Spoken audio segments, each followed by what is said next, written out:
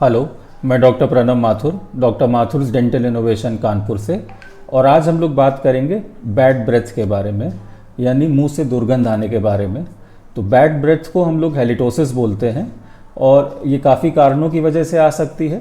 Most commonly ये dental problem की वजह से होती है, बट कुछ केसेस में ये अंडरलाइंग सिस्टमिक डिजीज़ की वजह से होती है, यानी कि आपके शरीर में कोई और ऐसी बीमारी हो रही है जिसकी वजह से मुंह से दुर्गंध आ रही है। तो सबसे पहले हम लोग इसके सिम्टम्स की बात करेंगे कि इसके सिम्टम्स क्या होते हैं और कैसे पता लगता है कि ये प्रॉब्लम हो रही है। तो बैड ब्रेथ आपको अर्ली मॉर्निंग हो सकती है या कुछ लोगों को पूरे दिन भी बैड ब्रेथ आती है।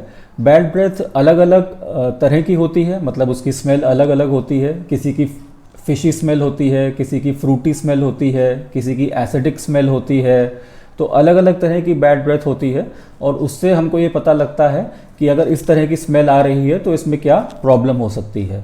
तो ये मुंह से दुर्गंध आना किसी भी उम्र में, किसी भी एज में हो सकता है। छोटे बच्चों में भी मुंह से दुर्गंध आती है जब वो ठीक से ब्रश नहीं करते हैं और खाने के पार्टिकल्स जो है मुंह में उनके जमा रहते हैं।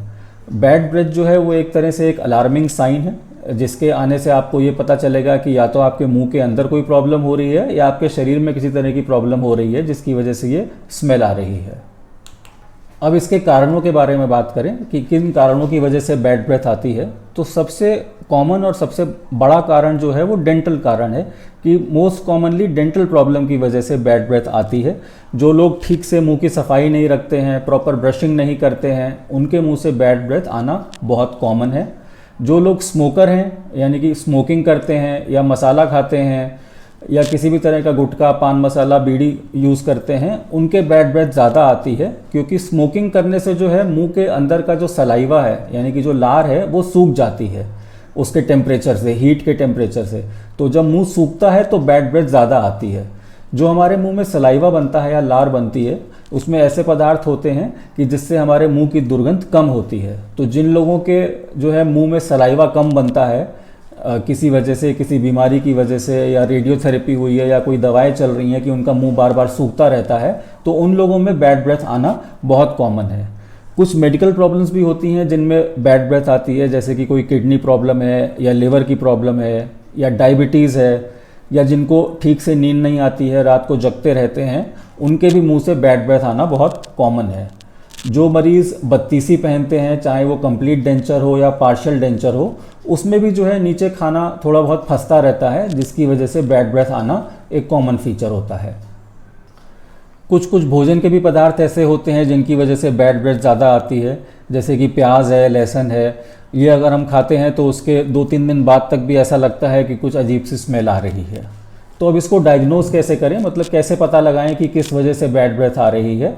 तो आपको उसके लिए सबसे पहले किसी डेंटिस्ट को दिखाना है, क्योंकि मोस्ट ऑफ द केसेस में जो है मुंह की दुर्गंध डेंटल प्रॉब्लम की वजह से आती है। तो आपके डेंटिस्ट आपके मुंह को चेक करके, आपकी मसूड़ों की और दांतों की कंडीशन देख करके और स्मेल को देख करके ये बता सकेंगे कि ये डेंटल प्रॉब्लम है या किसी और वजह से आ रही है। अगर वो डेंटल प्रॉब्लम नहीं है तो फिर आपको किसी फिजिशियन को दिखाना चाहिए, जो कि ये जांच करेंगे कि किस वजह से आपकी ये स्मेल आ रही है। तो अब इसके ट्रीटमेंट के विषय में बात करें कि अगर मुंह से दुर्गंध आ रही है तो क्या ट्रीटमेंट आपको इसमें करवाना पड़ेगा। तो आपको सबसे पहले अपने डेंटिस्ट से मिलना है। वो आपके मुंह की ओरल कंडीशन देखेंगे और कोशिश ये करें कि जब डेंटिस्ट के पास जाएं तो मॉर्निंग अपॉइंटमेंट लें, मतलब सुबह के टाइम जाएं, क्योंकि सुबह के टाइम सबसे ज़्यादा बैड ब्रेथ आती है। और ब्रश करके ना जाएं, माउथ वॉश करके ना जाएं, बिना ब्रश करे डेंटिस्ट के पास जाएं, ताकि आपकी एक्चुअल जो स्मेल है उसकी इंटेंसिटी वो पता कर पाएँ। अगर आप ब्रश करके, खूब कुल्ला करके, माउथ वॉश करके जाएंगे तो आपकी दुर्गंध जो है वो कम हो जाएगी। तो उससे एक्चुअल कंडीशन नहीं पता चलेगी कि कितनी ज़्यादा सीवियर आपको प्रॉब्लम हो रही है। डेंटिस्ट के पास जाने पे आप उनको अपनी पूरी मेडिकल हिस्ट्री दें कि आपको कौन कौन सी डिजीज़ेज़ हैं, आप कौन कौन सी दवा खाते हैं, अगर आपको कोई एलर्जी हो रही है तो वो किस चीज़ से है, और आपकी ये जो बैड ब्रेथ या मुंह से दुर्गंध आ रही है ये कितने समय से आ रही है, कुछ महीनों से है, कुछ सालों से है, या अभी 1 हफ्ता ही हुआ है, और उसकी इंटेंसिटी कैसी है। मतलब आपको लगता है कि सुबह ज़्यादा आती है, शाम को कम आती है, या आपको लगता है कि दिन भर काफ़ी ज़्यादा आती है। तो जो भी उसकी इंटेंसिटी और फ्रीक्वेंसी है आप उसको पूरा एक्सप्लेन करें। तो इसमें आपके डेंटिस्ट देखेंगे कि क्या प्रॉब्लम हो रही है, तो उसमें आपको वो ओरल प्रोफाइलैक्सिस या दांतों की सफाई के विषय में बारे में बताएंगे कि इसमें दांतों की सफाई करवा लें। डीप क्लीनिंग एडवाइस करी जाती है जो कि नॉर्मली लेज़र से करी जाती है, ताकि दांतों और मसूड़ों के बीच में जो जगह हो गई है वो ठीक हो जाए। अगर दांतों के बीच में जगह हो गई है यानी कि इंटरडेंटल स्पेसेस आपकी बढ़ गई हैं, तो उसको भी क्लोज करने का कुछ सोचा जाता है कि किसी तरह से फिलिंग करके या कैप लगा करके इंटरडेंटल स्पेस को हम क्लोज करें ताकि वहाँ पे दोबारा खाना ना फंसे। तो ये सब जो भी ट्रीटमेंट है ये आपके डेंटिस्ट आपकी कंडीशंस को देख के बता पाएंगे। आप अपना तरफ से जो है ब्रशिंग अच्छी करें, फ्लॉसिंग अच्छी करें और इंटरडेंटल ब्रश यूज़ करें। अगर दांतों के बीच में जगह है तो उसको साफ़ करें और नमक पानी का कुल्ला करें। गुनगुने पानी में थोड़ा नमक डाल के कुल्ला करने से मुंह की ओरल हाइजीन अच्छी होती है और मुंह हाइड्रेटेड रहता है। तो अब लास्ट में हम ये बात करें कि हम कैसे इसका प्रिवेंशन करें, मतलब हमें ये दिक्कत ना आए उसमें हमें क्या ध्यान रखना है। तो सबसे इम्पॉर्टेंट तो ये है कि मुंह की सफाई अच्छी रखनी है। आपको दोनों टाइम ब्रश करना है, सुबह भी और रात को, और अपने ब्रश को 3 महीने में चेंज कर देना है, क्योंकि 3 महीने के अंतराल में जो है आपका ब्रश डिफॉर्म हो जाता है, उसके ब्रसल्स टेढ़े हो जाते हैं, तो वो इनइफेक्टिव हो जाता है। आप ब्रश तो करेंगे लेकिन दांत साफ नहीं होंगे, जो दांतों के बीच में खाना फंसा है वो निकलेगा नहीं। स्मोकिंग ना करें, किसी भी तरह का मसाला गुटखा का सेवन ना करें, और अगर अल्कोहल लेते हैं तो उसको बंद कर देना चाहिए, क्योंकि बहुत ज़्यादा अल्कोहल लेने से भी जो है ड्राइनेस होती है, आपका जो है मुंह सूखता है, शरीर में पानी की कमी होती है, तो मुंह जितना सूखेगा उतनी ज़्यादा बैड ब्रेथ आएगी। तो हमको हाइड्रेटेड रहना चाहिए, मतलब पर्याप्त मात्रा में पानी लेना चाहिए। 2 से 3 लीटर पानी मिनिमम हमको पीना चाहिए। इसके अलावा रेगुलर यूज़ में माउथ वॉश यूज़ करें, फ्लॉस यूज़ करें। अगर दांतों के बीच में जगह है तो इंटरडेंटल ब्रश यूज़ करना चाहिए, और अपने डेंटिस्ट के पास 6 महीने में एक बार विज़िट ज़रूर करनी चाहिए, ताकि अगर आपके कोई भी प्रॉब्लम हो रही है मुंह में तो उसका अर्ली डिटेक्शन हो जाए और वो दिक्कत आगे ना बढ़े और जल्दी से ठीक हो जाए।